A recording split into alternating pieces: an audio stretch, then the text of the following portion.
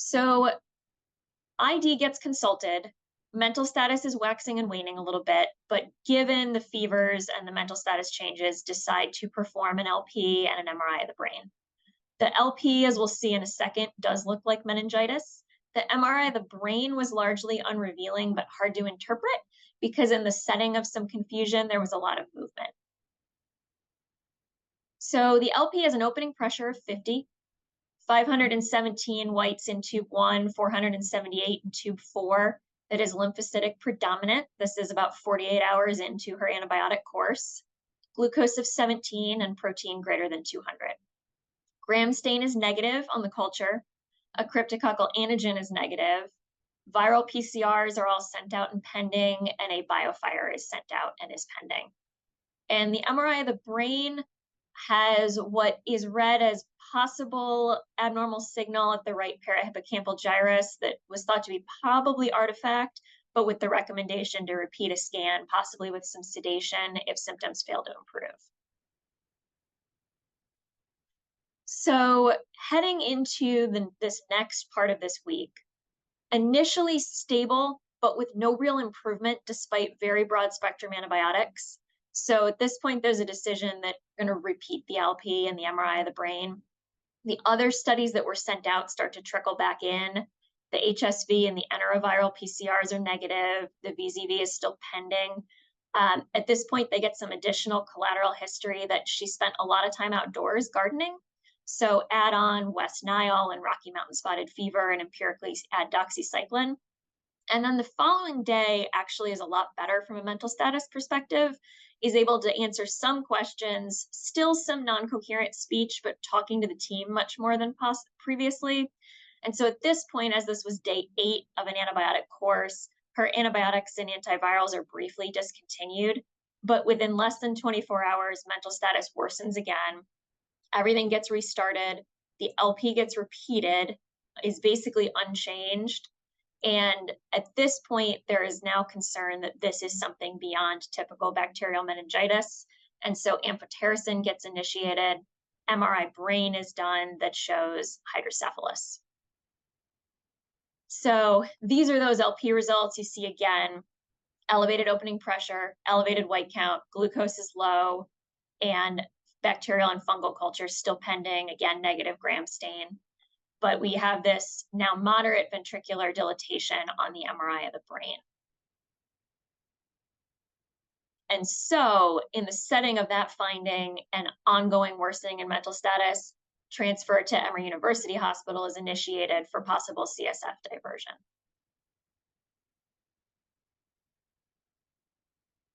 So on arrival to EUH on April 15th, we get called from the ID consult service. And at this point, what we're looking at is waxing and waning mental status over 10 days, now obtunded.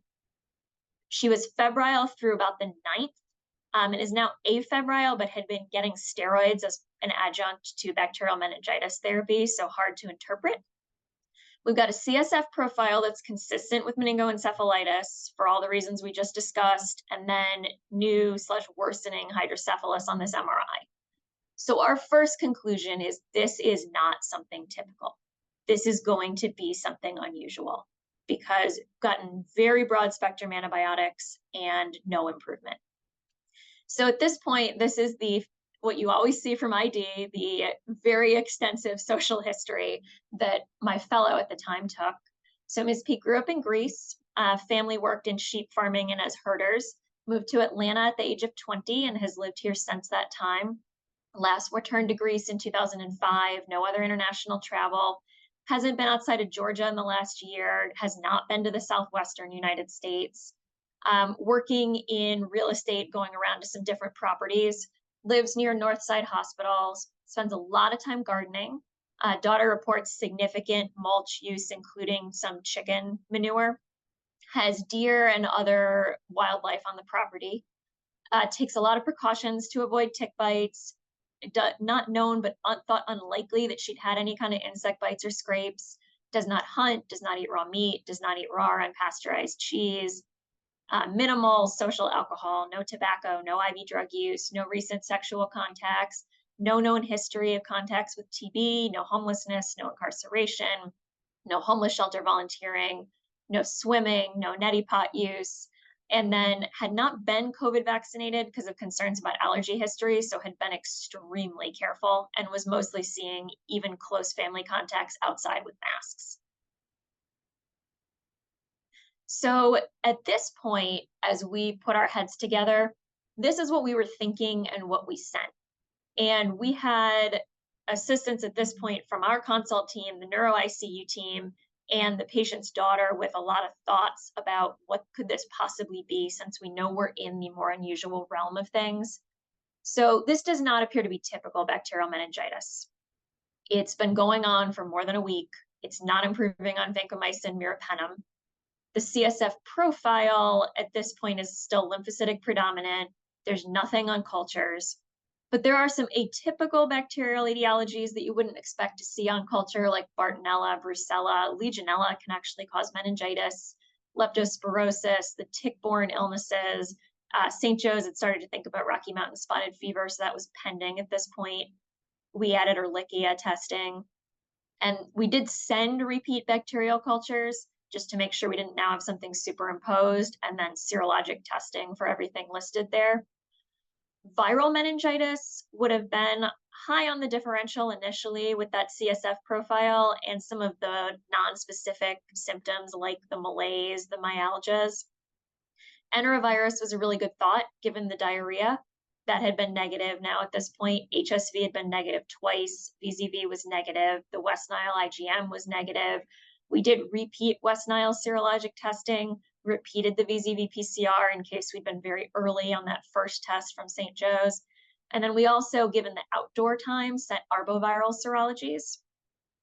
Fungal meningitis, which St. Joe's had begun to think about with the initiation of amphotericin 2 days prior, would be unusual in somebody who is theoretically immunocompetent.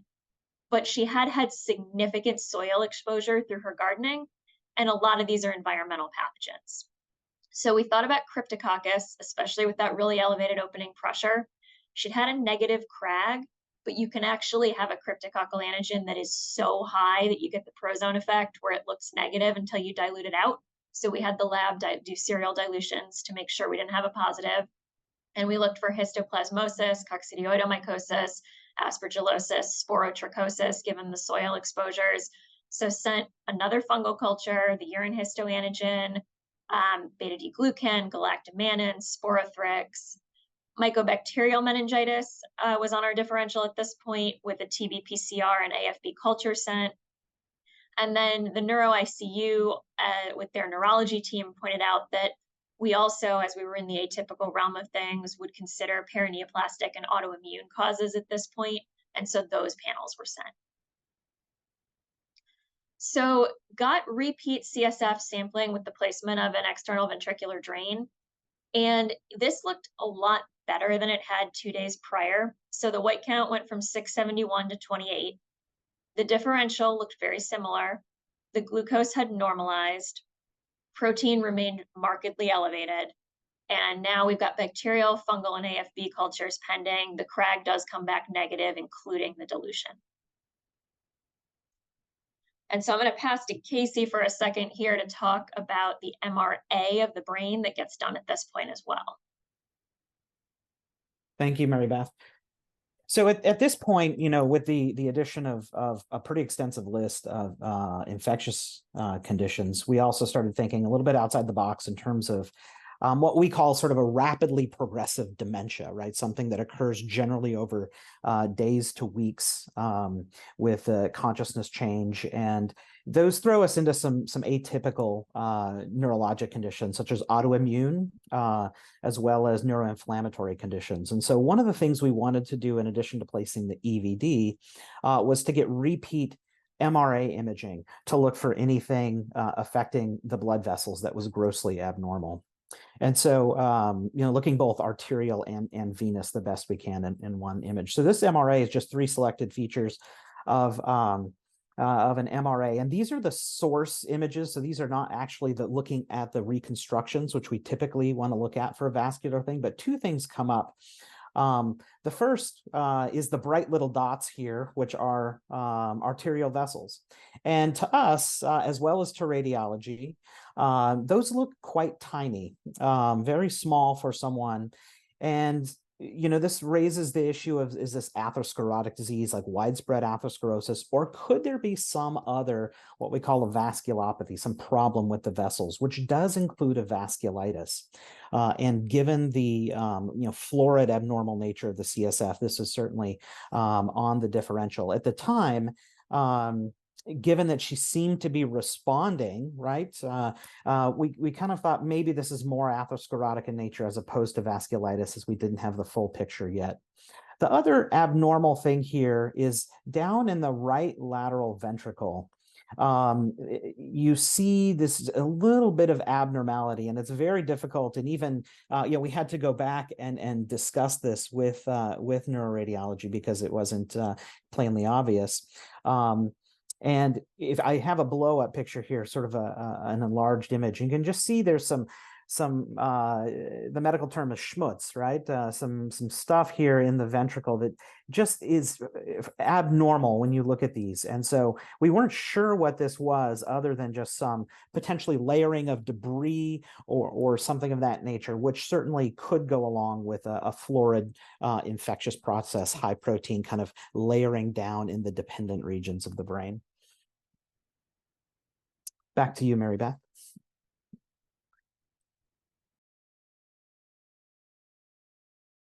Help if I were off mute. At this point, when we looked at this, we had a white count that had improved and a glucose that had normalized over 48 hours. And the only thing in there that had changed was starting amphotericin. So that did increase our suspicion that this could be fungal. The CRAG was negative. So now we're looking at more atypical fungal causes if this is fungal. So at this point, metagenomic sequencing was sent for assistance. That there was the fungal culture from St. Joe's prior to AMPHO, and then our fungal culture, and all of that serologic testing is still pending. On the 16th, her mental status had actually improved, was more awake and alert.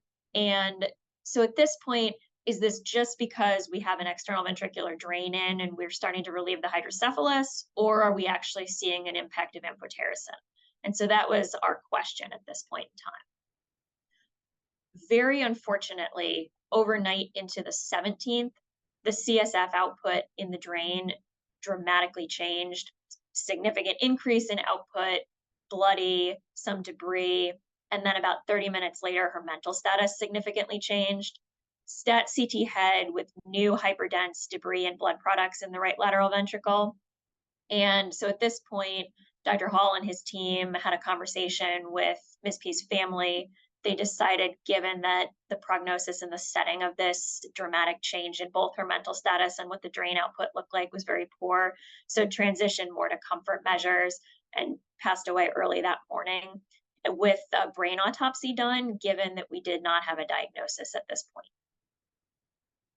And so passing back to Casey for what they thought had happened. Thank you, Marybeth. So this is I mean, I remember this vividly. This, such an unfortunate situation because, as Marybeth had stated, we were kind of heading in a better direction with the CSF diversion, removing the ventricles. And you could see, it's not here, but you could see marked improvement in the ventricular caliber, meaning that the EVD draining off fluids did reduce that hydrocephalus that she had from a radiographic standpoint. So it was all very reassuring to us that we were heading in the right direction. And then, all of a sudden, pretty acutely, this dramatic change in the CSF output, and then followed by her mental status was very, very disappointing and concerning. So when this happens, when CSF output abruptly changes like this in volume, usually, if we can, we get a very rapid CT, which we did, and it showed in that area that had that very weird debris. You can see some bright areas which were not bright previously, and this suggests highly proteinaceous blood or other sorts of things in that same area. So it raised the suspicion that something was going on from that particular area. And so when we see this in the neuro ICU, with abrupt mental changes, clearly we're trying to figure out the etiology, but also the mental change and why that happened. So, clearly we were concerned, could she have had a seizure? Could this be hemorrhage? Could this be a new stroke or a new CSF process?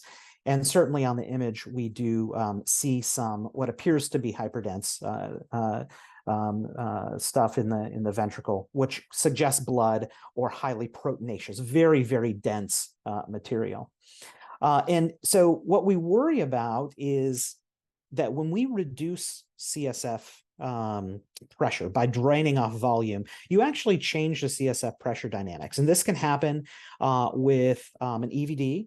This can happen with a lumbar puncture or even a lumbar drain, because if the pressure is high and then you're lowering the pressure, that changes the dynamics. And when we see this, the two major things that come up for us in the neuro ICU is, number one, could they have an aneurysm that was completely missed, a occult aneurysm that had ruptured originally, maybe not dramatically, and then we, in removing the CSF, potentially promoted its rupture. So that's certainly on the differential. Given the intraventricular blood and the fact that we actually repeated a CT about 45 minutes later without any increase in blood, that seemed very, very unlikely. So the other possibility, especially given our concern for infection, was that there could have been an intraventricular process, such as an abscess, that possibly ruptured. Again, changing the CSF dynamics. High pressure can tamponade down a sort of abscess or other collection. Interestingly, the peel matter, which is the choroid plexus area in this area, is thought to be one of the major areas for hematogenous spread of various infectious organisms into the brain. So having this area be involved certainly did raise our concern that this could have been an intraventricular abscess that then ruptured after draining off CSF.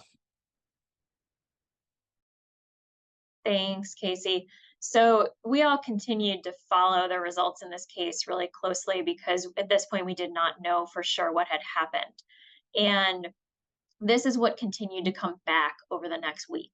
So all of that serologic testing on the left returned negative, quantiferon negative, RPR negative, HIV negative. And then CSF results started to return negative. The arboviral panel, West Nile serologies, VDRL, TB-PCR, NMDA receptor antibodies.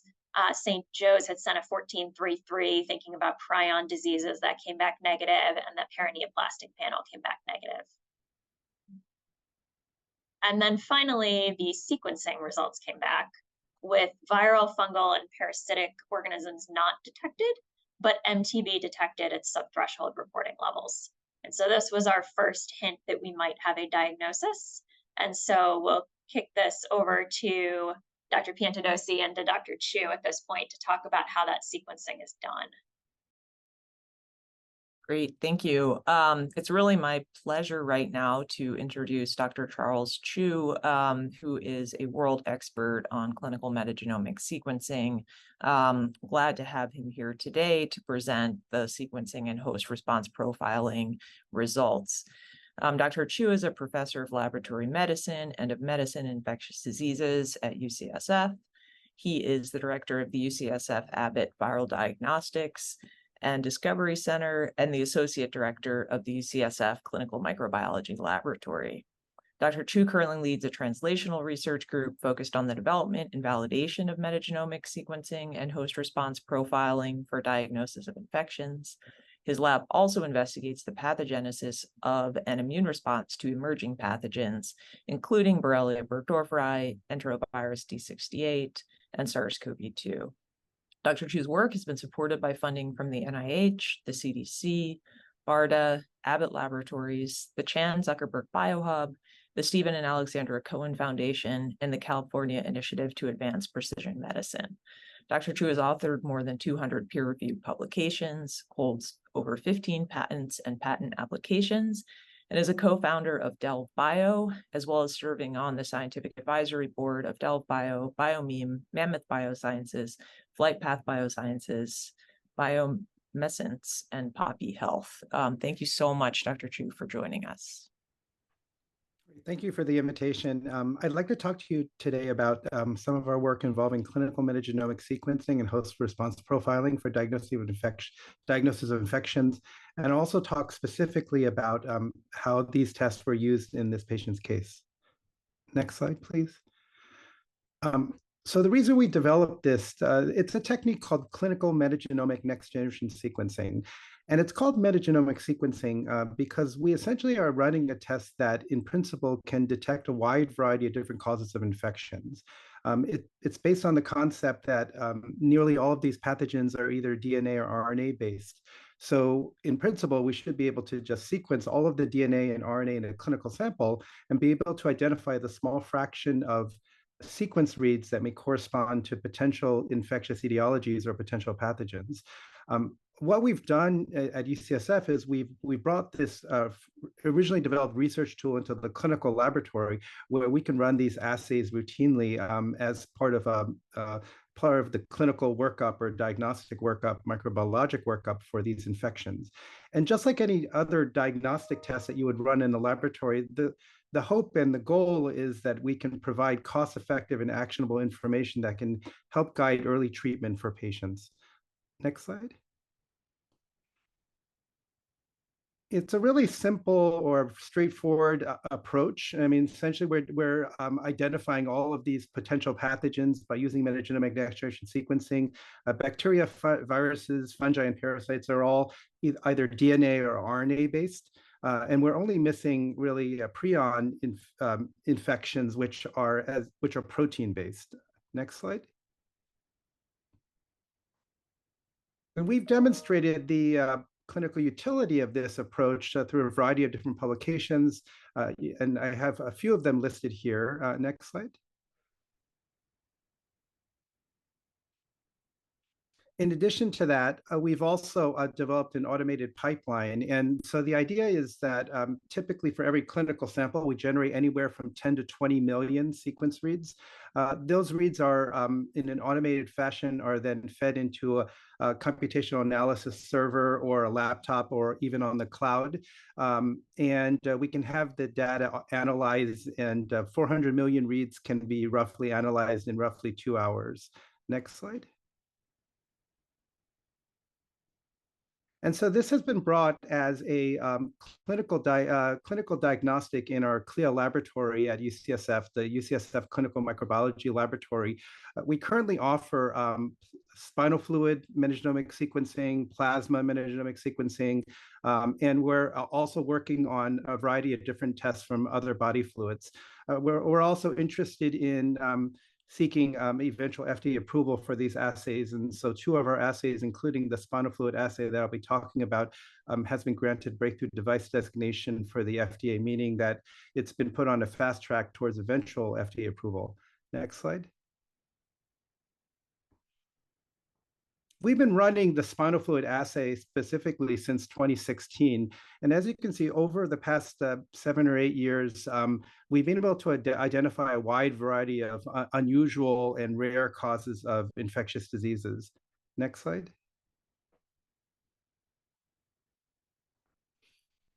And what you're looking at here, this is actually a heat map that on a run that this was the run that was on which we had the patient. And what you can see here, this is called a heat map. And what the heat map shows are essentially cells. Each cell corresponds to different sequences from given samples. Every single column is a specific spinal fluid sample. And the spinal fluid sample corresponding to the patient is the one that ends in 4739, the one that's highlighted there. And every single row is actually a taxonomic identification. And what you're looking at here are essentially all of the potential bacteria that are identified. This is where you're selecting essentially all of the bacterial hits. And one thing to note is that in particular, this is color coded, where a gray cell means that there were no reads, no sequences whatsoever detected. And a colored cell reflects the fact that there were some sequences detected from a given organism. In particular, you can see on the first row, and this is ranked, that we see reads to mycobacteria. Now, it doesn't specifically assign those reads to Mycobacterium tuberculosis, which is the cause of tuberculosis, but it does assign it to the genus Mycobacteria. And if you, what you can also do is in SERPI, you can just right-click that cell, and you can actually map it to what the algorithm thinks is the closest match in the reference database. And indeed, the reads that were identified, the 52 reads from spinal fluid from this patient, mapped specifically to the genome of Mycobacterium tuberculosis. You can also see that the reads are mapping pretty much across the entire genome, and they're independent reads, which also kind of lends credibility to the result. Next slide. I actually want to talk also about kind of some added efforts. One of the advantages or potential advantages of doing this type of sequencing is that we not only sequence potential DNA and RNA from pathogens, but we also end up sequencing a lot of DNA and RNA from the host, which is the human patient. Most of the sequences, in fact, roughly 99% of those sequences are typically from the human host. And by sequencing the RNA specifically from the human host, what we might be able to do is actually identify or profile the host response or the immune response that a patient has to a given infection. In infectious diseases, really the hallmark of microbiology has always been, can we identify the pathogen directly? Can we grow the pathogen in culture? Can we identify antigens or proteins from the pathogen? Can we run nucleic acid testing, like PCR testing, for amplifying DNA from the pathogen? Or can we employ DNA RNA sequencing, metagenomics, next generation sequencing? There is a nascent field and interest in developing host-based diagnostics. Can we identify potentially the cause of infection by indirectly looking at the host response? And in fact, the cell count in differential on spinal fluid is one technique that we can potentially be able to provide some clues as to what the cause of infectious cause of a given meningitis encephalitis case may be. And there have also been some interest in using protein biomarkers such as C-reactive protein or procalcitonin, for instance, to distinguish between bacterial and viral infections. And so we're interested in this case in leveraging the RNA sequencing data that's generated from our metagenomic sequencing tests. So developing essentially host response profiling to diagnose these infections. So whereas we, in our clinical assay, we take the spinal fluid metagenomic sequencing data, we then take the non-human reads corresponding to potential pathogens, align them to a database to identify a wide variety of different infections. We're now looking at the human reads. And the idea behind the human reads is that ultimately we can understand the host response. And the question is, can the host response be able to help us diagnose these difficult to diagnose infections? Next slide. And so indeed, we've developed this what we call a classifier, which is essentially a predictive model that can try to distinguish among different potential causes of infections. So in this case, we have 4 different categories, and the 4 main categories are: is this an autoimmune or non-infectious disease? Is this a bacterial infection? Is this a fungal infection? Or is this a viral infection? And typically with these types of analyses, it's done using machine learning. We take 80% of our data and we use it to develop the model, what we call a training set. And then we evaluate the performance of the model by running the model on the remaining 20% of the data as a test set. And you can see we're achieving a fairly good accuracy of roughly 83%. Next slide.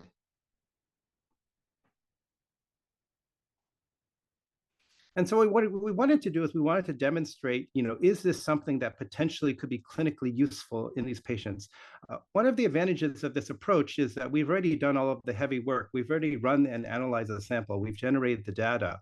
And whereas normally we would just throw away the human sequence data, in this case, we're leveraging the human sequence reads to provide additional information that potentially could guide patient management. So this is a prospective analysis where we took 1,000 consecutive UCSF patients who had had their spinal fluid samples collected. Approximately 400 of them actually ended up having an etiology of illness identified.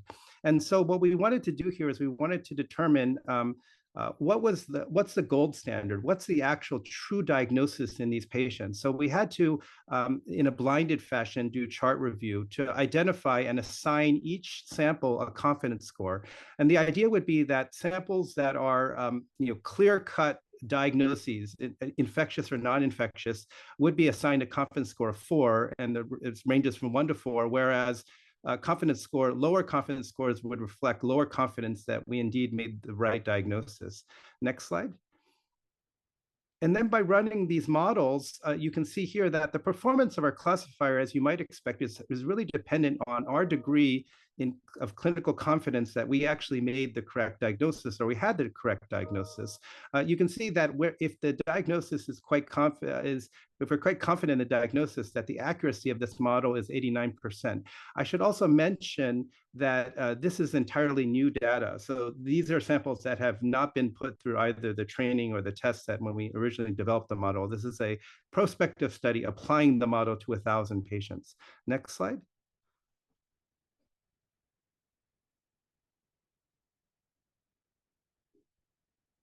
And one thing to note is that there's been a lot of interest in kind of expanding the potential utility of this model. If you notice previously in the original main model, we have 4 different categories: autoimmune, non-infectious etiologies, viral, bacterial, and fungal. But there's always an interest in potentially, can we use it to even identify infections on a more higher resolution? And in this case, particularly relevant, we've developed models, for instance, that could potentially identify, coccidiomycosis or histoplasma infection, cryptococcus infection, enterovirus D68 and A71 and acute flaccid myelitis, human herpes virus 1 infection, mycobacterial disease, and parasitic disease. And so the idea is, can we employ the same approach to develop these essentially subcategory or smaller models that can help identify specific infections? Next slide. And perhaps even more promising, we've actually started to do some work where we might even be able to uncover non-infectious etiologies, again, using this machine learning-based approach on the host response. And in short, what I show you here is the area under the curve, roughly a reflection of the accuracy of these different models.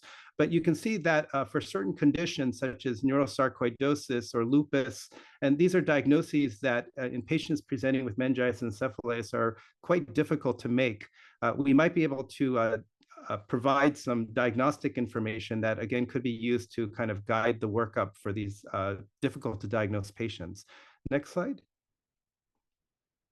And I want to end by talking about running this model on this patient. One thing I should stress is that this current host response analysis is not clinically validated. So this was done as part of an IRB approved research study and in which the patient was enrolled.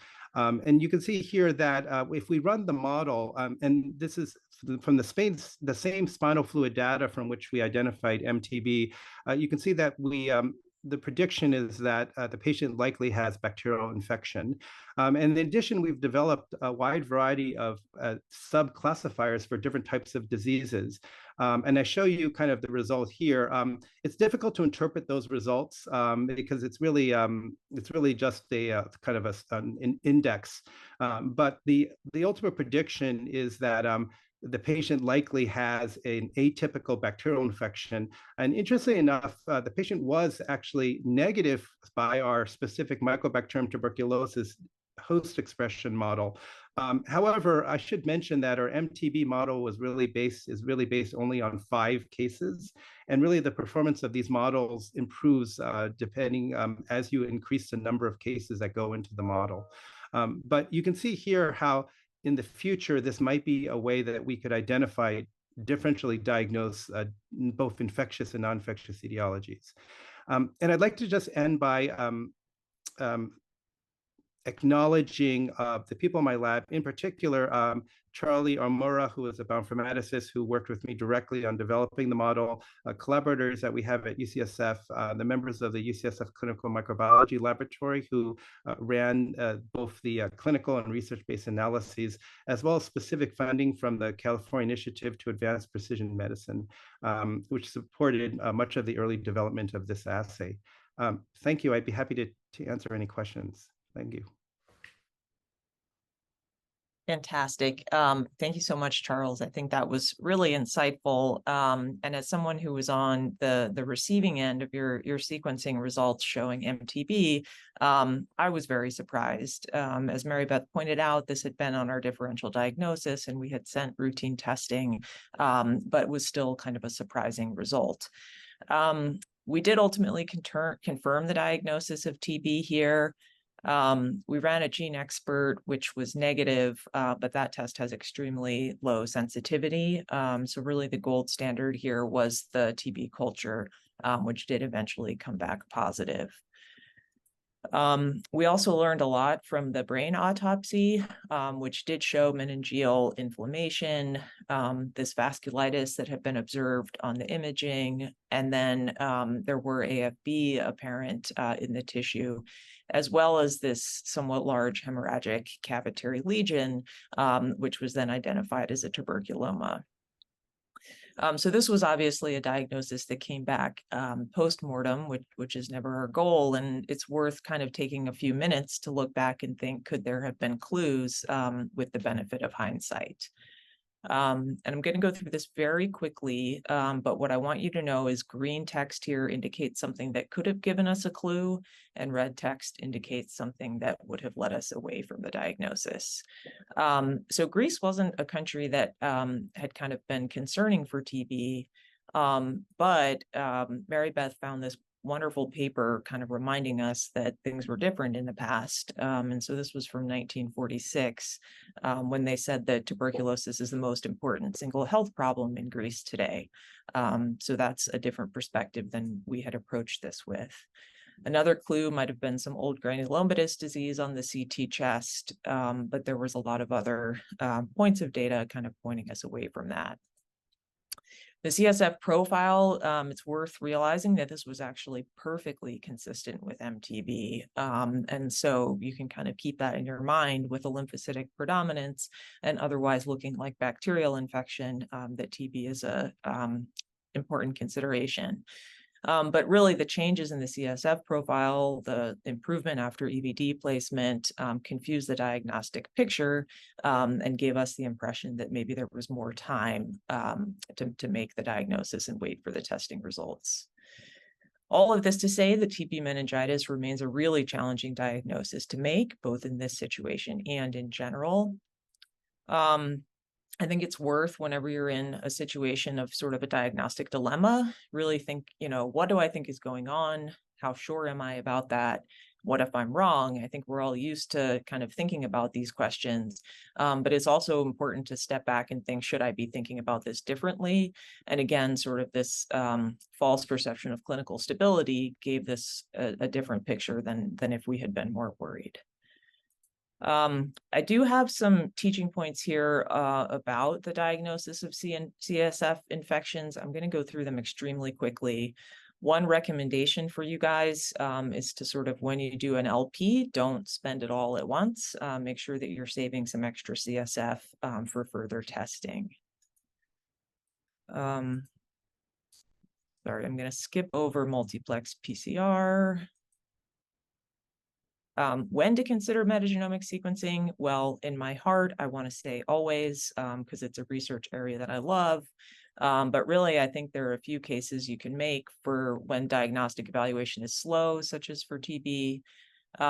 This seems very specific, but actually immunocompromised patients with arboviral infections, this can be very helpful because their serology may be falsely negative. Obviously, if you're looking for something really mysterious, and then there's a nice series describing its benefit in chronic meningitis. I also have a few points here about CNS tuberculosis, and I think in the interest of time, I will skip over these as well, but I'll just sort of click through them in case you can learn anything really rapidly. So just remember, please, that AFB smears and gene expert have low sensitivity. Culture should eventually be positive, but you may need multiple large volume LPs.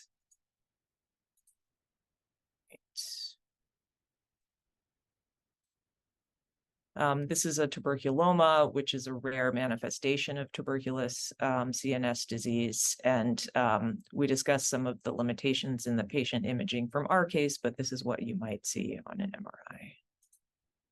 All right, and now back to Dr. Sexton. So I think that one of the really important takeaways here is just having an increased index of suspicion for TB, including in patients where you might not have classically suspected it. TB is incredibly common worldwide. They estimate that a third of the world's population has latent TB.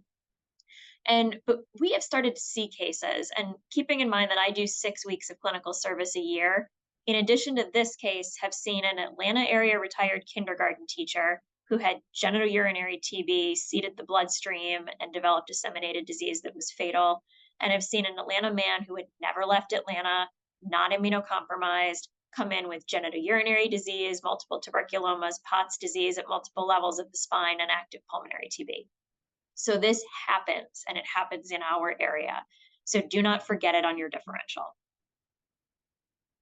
The other thing to not forget about is that as we're going through this whole process with a very complicated case that was difficult to make a diagnosis, this experience, as frustrating as it may be for you, is so much worse for the patient and their family, and their experience is really interesting to consider.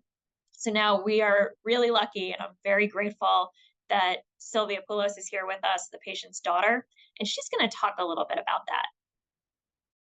Thank you. So first and foremost, I have a PhD, I'm a dietitian, I work as an MSL for metabolic rare diseases. So I am not going to be your classic family member, but I was bedside, luckily. And so I just want to say that we have an engineer and a hospital billing analyst as siblings who are also involved. Again, if it's someone who I'm going to say is incarcerated at this point, you may not have a family member, but in this case we did.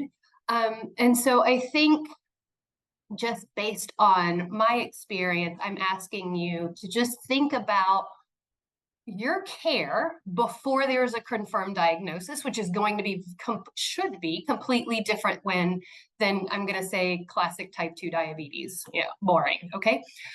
So one, act when you need more data. And I know it can be very challenging when you have to get pre-auth from insurance, et cetera, but you do have to act, or else you're going to be stuck in a swirl of nothing.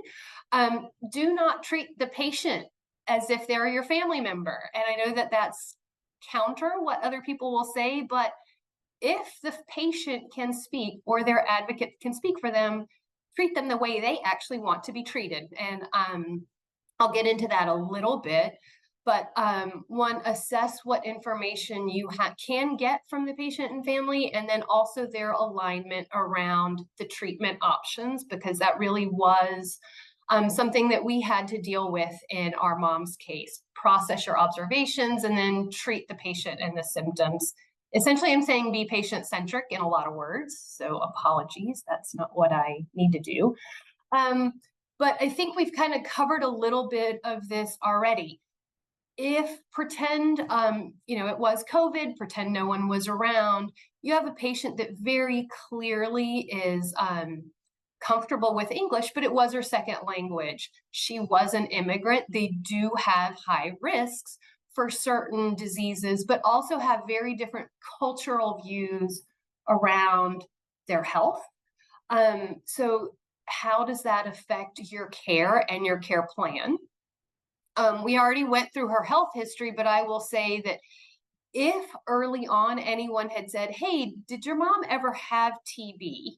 I would have said, oh yeah, she was on antibiotics for years as a child. Perhaps that would have changed her trajectory, but that was never something that we actually discussed. So again, hindsight is fantastic, but what does that do for how you treat your patients moving forward? Again, she was really proactive with her healthcare. But also something where we were very comfortable saying we knew what she would be comfortable with and what she wouldn't. So her hospital course was declining, and we continued, and I'm sure Dr. Hall remembers that we were not insane when we continued to ask, and even at St. Joe's, what does this look like for her? Because I don't want to pull it prematurely, but I also know what my mom would have wanted for herself. So we'll flip to another slide. So I'm going to ask you to compare yourself to an unknown, but she was someone who we regularly had conversations about end of life, partly because our dad had Parkinson's and was not something that we would wish on anyone. But she would say if she can't garden, knit, cook, live independently, she would prefer hospice. So if early on we had said, oh, you know what, Mom, you're going to need a port in an infusion center and antibiotics for a year, she would have said, no, thank you. Done. If we had known early on, then I will say she could have made her decisions around whether she wanted an NG tube, yay, nay, otherwise. She most certainly did not want a lumbar puncture. We got it anyway. But those are things that a patient and family need to decide. And as someone who's been clinical that long, I will say I never thought an NG tube or placing a peg was a big deal. It's food. Don't even think about it. Go on. And yet that's my opinion. That would not be what a patient would think of. And that's just food. So I will say we will never forget someone arguing with us saying, oh yeah, your mom has dementia, in part because they never mentioned acute. So we would argue, which is counterproductive when you're trying to get a diagnosis. But also that we had fantastic conversations, again, to say, you know what, if she's been in the bed for 2 weeks, this woman's not going to garden the second she wakes up. She's going to have to go into a rehab facility. Again, not something she would have wanted. So thank you to those who have the experience and had those hard conversations. You will have to do the same. But just recognize that there is a broad spectrum of what those clinical decisions are going to look like from the family and the patient's perspective, even though it may seem very simple and very routine in the clinic. So again, I say we disputed the dementia. Now that I think about acute, that could have been a very different conversation. I've talked about our perspective of, I'm a dietitian sitting in the patient's care chair or in the room and saying, hey, wait, but with these labs, why are we not looking at X, Y, and Z? Probably not the conversation you're going to have with a lot of other family members, including my siblings, but that was something that we could have done somewhat differently and started to think about what this looked like for her differently. Again, I think as we started to go into the route of what in the world is this thing, initially we tried to offer a list when we thought it was an infection. We tried to give a very comprehensive list of anything and everything she could have come into contact with. And that was not even a thought initially. And it really was when she went into the ICU and the team on this call joined in, and that became a little bit more of a conversation of let's try to narrow down what this unknown is going to be. So use your resources if you have patients. Sorry, this one's going to make me cry, but 3 days before her admission, she was digging around in a house, going up into the attic, and she was a really active person. And you see her now in a bed, and you're sitting next to her and you're saying, this is not chronic dementia. This is an argument that I will have, and it's a frustrating argument to have because we're not getting anywhere. So sorry, but this is what happens for real for the patient and their family. And I will say, when I was clinical, I had 2 times that I cried with the patient. Every other time now I look at it and say, geez, I was not the greatest clinician, because I was looking at it through my eyes as a clinician and not necessarily as the patient or that family member. So just pause and realize that 5 seconds walking out the door, you can completely change how that family and their experience is with care. And I am as guilty as charged, so I'm hoping I can impart that. We'll just go to the next slide. So again, for us, it would have been listening when we refuted early on. I will sit here and say, I don't know that it would have made a difference, but to her care, but it would have made a difference to us.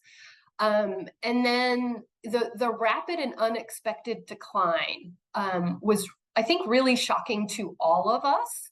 And something where we say we at least got to be there for some of her last hours, and yet not the absolute last.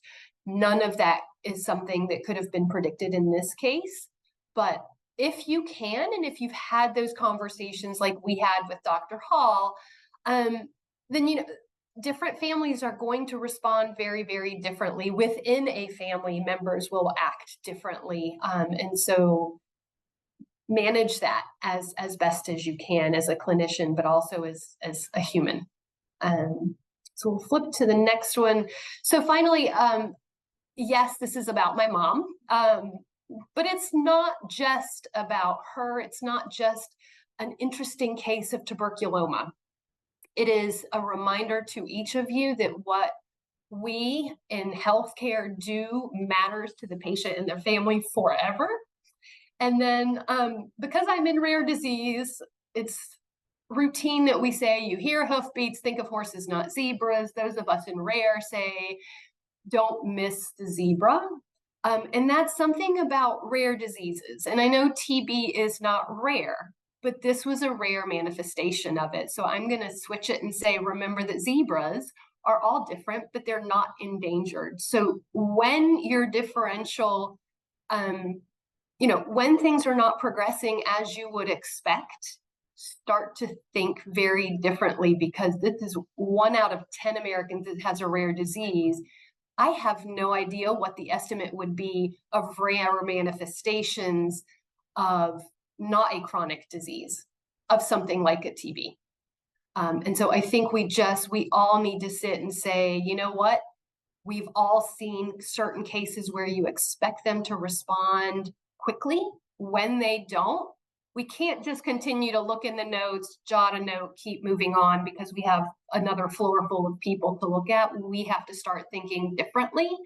And the sooner that we can, the sooner that we start thinking about new technologies, about new diagnostics, trial options, the more we can really change the trajectory of a patient and their family.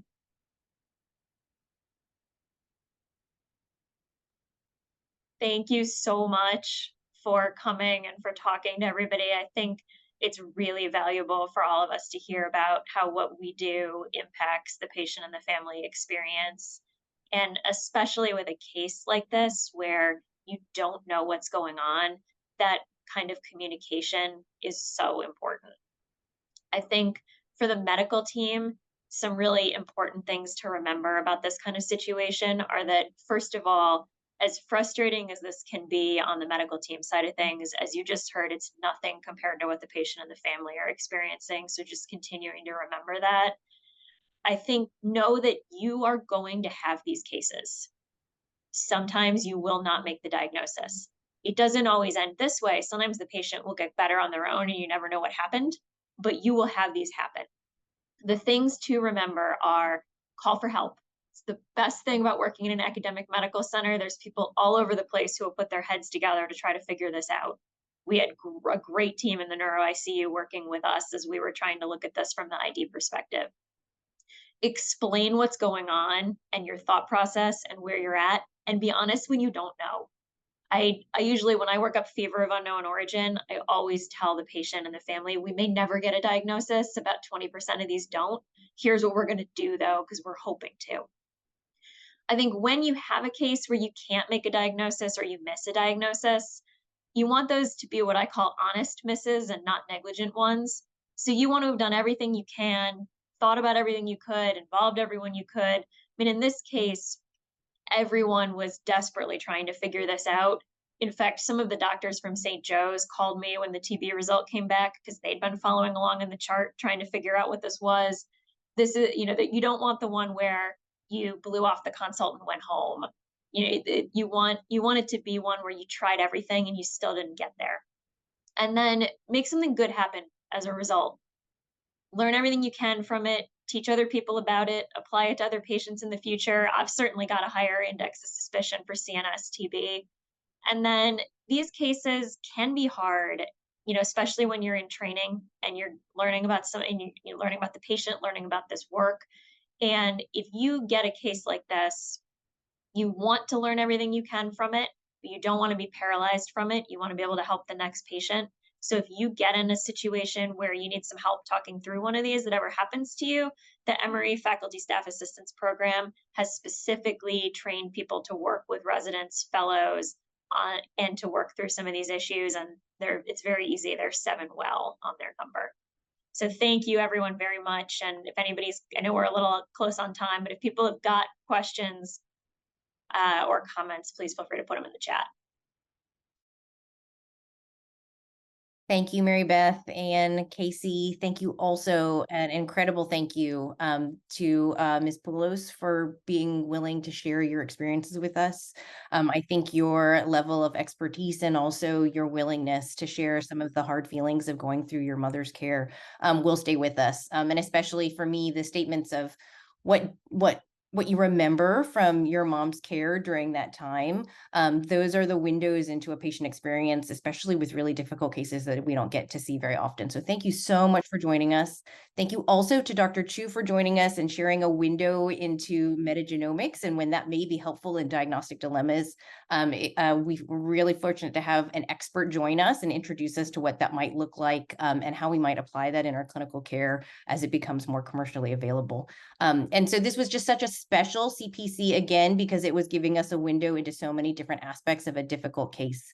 Marybeth is right. We are at 1:06. And so I think if other questions come up in the chat, we can address them. But thank you all so much for joining us today. We really appreciate it.